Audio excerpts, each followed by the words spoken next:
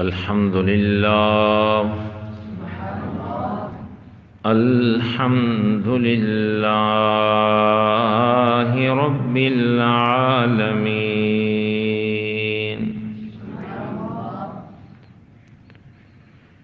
والعاقبة للمتقين والصلاة والسلام على سيد الأنبياء وخاتم النبيين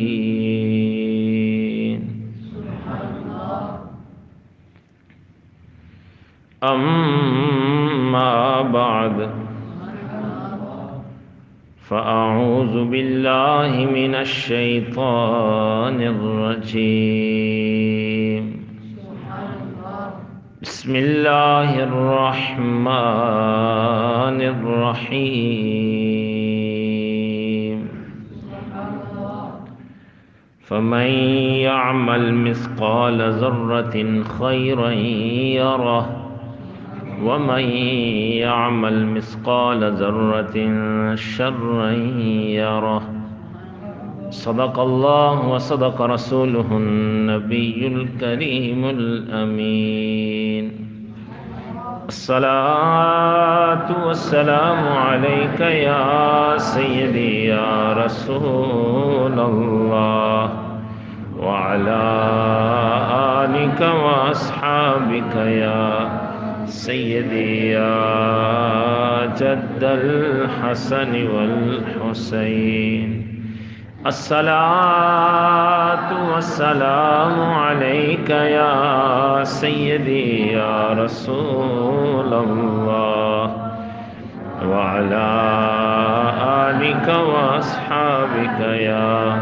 سيدي يا شفيع المذنبين بعد الحمد والصلاة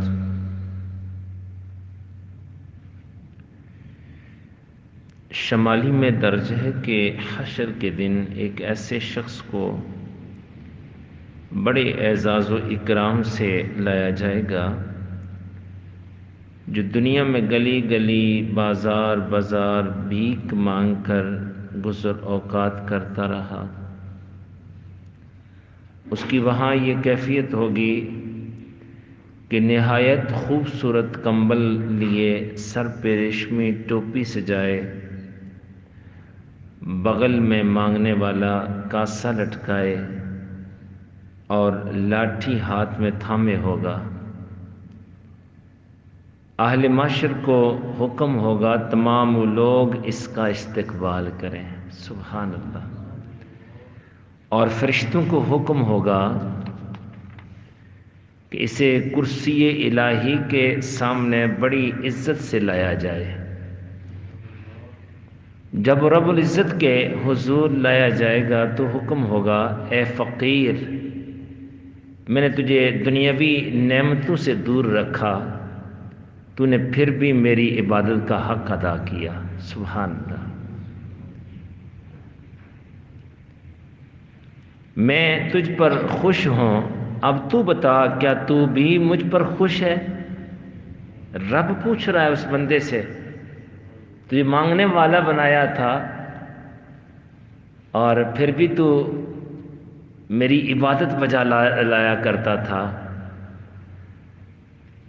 بتا تو مجھ پر خوش ہے؟ وہ یہ سنتے ہی سجدے میں گر پڑے گا اور عرض گزار ہوگا، میرے خالق، میرے معبود، مجھے تو تیری رضا مطلوب ہے۔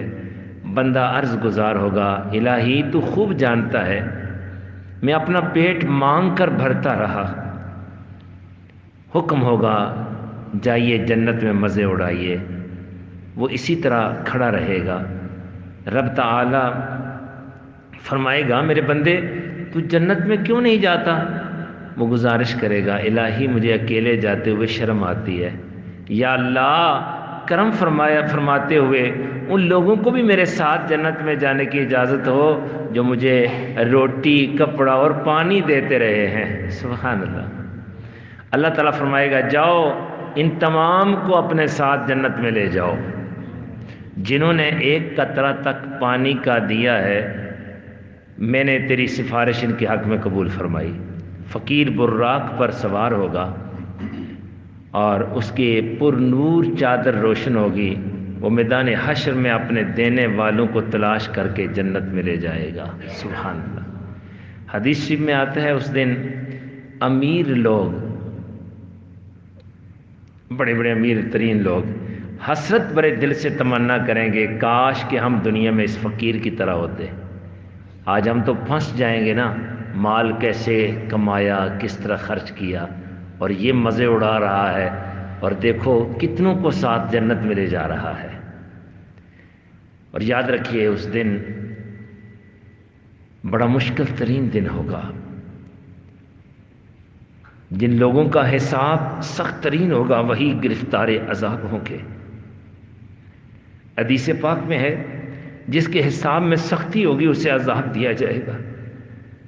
ایسے لوگوں کی نشانی یہ ہوگی کہ ان کے نامہ اعمال بائیں ہاتھ میں ہوں گے اور پکار رہے ہوں گے یا لیتنی لم اوتی کتابیہ، کاش کہ مجھے نامہ اعمال نہ دیا جاتا۔ بعض روایات میں آتا ہے صالح ایماندار کے دائیں اور بد کردار کے بائیں ہاتھ میں نامہ اعمال ہوگا، اور کفار و مشرکین کے سینوں کو چیر کر پیچھے کی طرف سے ہاتھ نکالے جائیں گے اور ان کا نامہ اعمال ایسی صورت میں انہیں دیا جائے گا۔ ایمان والو، قیامت میں حساب و کتاب کا معاملہ نہایت ہی سخت ہے۔ اس کے خوف اور دہشت کے مارے بولا بھی نہ جائے گا۔ سید عالم نبی مکرم صلی اللہ تعالی وسلم فرماتے ہیں روز قیامت اہل معاشر کو ندا کی جائے گی، میرے بندو دنیا میں جو کچھ کرتے رہے ہو اس کا حساب دو۔ یہ ندا سنتے ہی میدان حشر میں لوگوں پر لرزہ طاری ہو جائے گا۔ سبھی لوگ حضرت آدم علیہ نبی علیہ السلام کی خدمت اقدس میں عرض گزار ہوں گے، یا ابانا قدم معانا، اے ہمارے باپ آپ ہمارے آگے آگے رہیں۔ حضرت رد کر کے فرمائیں گے میرے بچوں، جس کی پیشانی پہ عصا آدم ربہ فغوا کا نشان ہو وہ آگے چلے تو کیسے چلے؟ تم سبھی حابیل کے پاس جاؤ اور اپنی خواہش کا اظہار کرو۔ وہ فرمائیں گے میں نے دنیاوی زندگی بہت کم پائی اور عبادت بھی کم، اس لیے میں شفاعت نہیں کر سکتا۔ تم حضرت شیس علیہ السلام کی خدمت پاک میں حاضر ہو کر شفاعت طلب کرو۔ وہ فرمائیں گے میں نے حیات دنیاوی میں ایک لغزش کی تھی، اس کے باعث بارگاہ الہی میں تمہاری شفاعت کیسے کراؤں؟ اللہ، البتہ تم حضرت نوح علیہ نبی علیہ السلام کی خدمت میں حاضر ہو جاؤ۔ وہ لوگ ان کی خدمت میں حاضر ہو کر عرض گزار ہوں گے کہ آپ دعا فرمائیں۔ آپ فرمائیں گے مجھے اس دعا کے باعث ندامت محسوس ہوتی ہے جس کے باعث طوفان میں لوگ غرق ہوئے تھے، لہذا تم حضرت موسیٰ کلیم اللہ کے پاس جاؤ۔ اللہ تعالیٰ کے ہاں ان کا بڑا مقام ہے۔ حضرت موسیٰ علیہ نبی علیہ السلام عرش الہی کو تھامے ربی آرینی انظر الیک پکار رہے ہوں گے۔ وہاں سے حضرت ابراہیم خلیل اللہ خدمت اقدس میں عرض گزار ہوں گے۔ آپ فرمائیں گے دنیا میں میرے پاس ایک کافر آیا، دسترخوان بچھایا، مجھے پتہ چلا یہ کافر ہے، میں نے دسترخوان سے اٹھا دیا تھا، اس پر مجھے فرمان الہی کچھ ایسا ہوا کہ آج تک میں شرمندگی محسوس کرتا ہوں۔ لہذا تم حضرت عیسیٰ علیہ نبی علیہ السلام سے اپنی گزارشات پیش کرو۔ اللہ، نبی بھی آگے بڑھنے کے لیے پریشان ہے، کتنا مشکل ترین دن ہوگا۔ آج ہم اپنے اعمال کیسے ہیں پھر بھی ندامت کے آنسو نہیں بہاتے۔ اس دن کی فکر نہیں کرتے.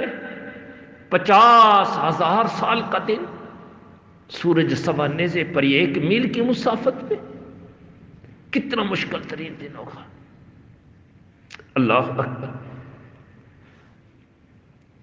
اب حضرت عیسیٰ علیہ نبی علیہ السلام کی بارگاہ میں جب آئیں گے، آپ فرمائیں گے مجھے لوگوں نے تیسرا خدا بنا رکھا تھا، اللہ تعالیٰ کے حضور جاتے ہوئے مجھے خوف سا محسوس ہوتا ہے، لہٰذا تم سید الانبیاء و مرسلین، شفیع المذنبین، حضور الرحمت عالم صلی اللہ تعالی وسلم کی خدمت میں حاضری میں عالیہ میں حاضر ہو جاؤ. آج اللہ تعالیٰ کے ہاں ان کی جو وجاہت اور مقام اور دربار خداوندی میں جو رسائی انہیں حاصل ہے، کسی اور کو نہیں ہے. سبحان اللہ. لوگ آپ کی خدمت اقدس میں حاضر ہو کر اپنی مغفرت بخشش کے لیے گزارش کریں گے، آپ تسلی سے نوازیں گے، پھر مخلوق خداوندی کے جلوس کی قیادت فرماتے ہوئے مقام شفاعت پر سجدہ کنا ہوں گے. سبحان اللہ. آواز آئے گی میرے حبیب ارفع راسک یا محمد صلی اللہ تعالیٰ علیہ وسلم، سجدے سے اپنے سر کو اٹھائیے، جو کچھ طلب کریں گے دیا جائے گا. سبحان اللہ سبحان اللہ. آج اولین و آخرین کا کلی اجتماع تمہاری عظمت و رفعت اور شان و شوکت کو اجاگر کرنے کے لیے منعقد کیا گیا ہے. فقط اتنا سبب ہے انعقاد بزم محشر کا کہ ان کی شان محبوبی دکھائی جانے والی ہے. میرے حبیب تمہارا کام طلب ہے، میرا کام عطا ہے. تمہارا کام ناز کرنا، میرا کام تیرے ناز اٹھانا ہے. وَلَسَوْفَ يُعْطِيكَ رَبُّكَ فَتَرْضَىٰ، کا تمغہ تو تیرے ہی لیے ہے جو عطا فرما دیا. خدا کی رضا چاہتے ہیں دو عالم، خدا چاہتا ہے رضائے محمد. اللہ اکبر. اب یہ مقام و مرتبہ ہمارے آقا کریم صلی اللہ تعالی وسلم کا، لیکن یاد رکھیے میرے کریم آقا صلی اللہ تعالی علیہ وسلم، آپ کیا ارشاد فرماتے ہیں؟ آپ جسے چاہیں حکم ہوگا رب کی طرف سے، آپ جسے چاہیں اصحاب کے لیے آگے بڑھائیں. ذرا پیچھے کی طرف تو دیکھیے لوگ کیسے چھپ رہے ہیں. ایسے نازک مرحلہ میں آپ حضرت صدیق اکبر رضی اللہ تعالیٰ عنہ کا ہاتھ پکڑ کر میزان پر لے آ جائیں گے. صدیق عرض گزار ہوں گے، میری بجائے حضرت عمر فاروق رضی اللہ عنہ ساتھ لے جائیں. میں تو عمر کے آخر حصہ میں داخل اسلام ہوا تھا، جبکہ فاروق اعظم جوانی میں اس نعمت سے سرفراز ہوئے، اس لیے وہی اس بارگاہ کے لائق ہیں، وہ عبادت میں بڑھ کر ہیں. معاشری یہ گفتگو سن کر زاروں کے تار روئیں گے. اتنی بڑی ہستیاں وہ یہ عرضیاں پیش کر رہی ہیں. غرض یہ کہ المختصر وہ مقام وہ منظر بڑا مشکل ترین ہے. دعا کیجیے اللہ تعالیٰ میں بغیر حساب کے بخش دے.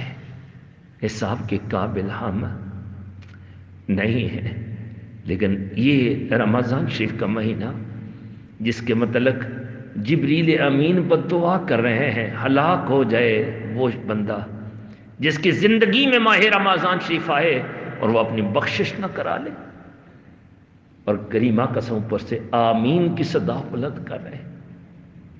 آئیے میں اور آپ، بس دوسرا عشرہ بھی ختم ہونے والا ہے اور آخری عشرہ باقی ہے. اس سے پہلے کہ آخری عشرہ شروع ہو، مغفرت کے عشرہ میں اپنی ہم نے بخشش و مغفرت طلب کر دینی ہے. اپنے رب کو رو کے منانا ہے. بس آنسو بہانا ہمارا کام ہے، بخشنا اس کا کام ہے. اللہ تعالیٰ ہم سب کو آخرت کی فکر عطا فرمائے. آج کے حدیث پاک کریمہ کا صلی اللہ علیہ وسلم کے فرمان پاک کا مفہوم ہے. کریمہ کا صلی اللہ علیہ وسلم کا فرمان پاک، نبی پاک صاحب صلی اللہ علیہ وسلم اپنے وصال تک برابر رمضان شریف کے آخری عشرہ میں اعتکاف کرتے رہے، اور آپ صلی اللہ علیہ وسلم کے بعد آپ صلی اللہ علیہ وسلم کی ازواج مطہرات اعتکاف کرتی رہی.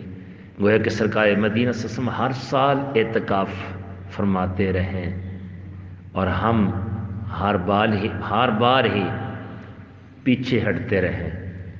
محبت والے ایسا کرتے نہیں. ایمان والے تو یہ موقع ڈھونڈتے ہیں کہ زندگی میں یہ رمضان شریف ملا ہے تو ہم نے بھی سرکار صلی اللہ علیہ وسلم کی اس ادائے پاک پر عمل کر کے 2 حج اور 2 عمروں کا ثواب پانا ہے۔ اللہ تعالیٰ ہم سب کو اعتکاف کی دولت سے بہرہ مند فرمائے، آمین۔ وما توفیقی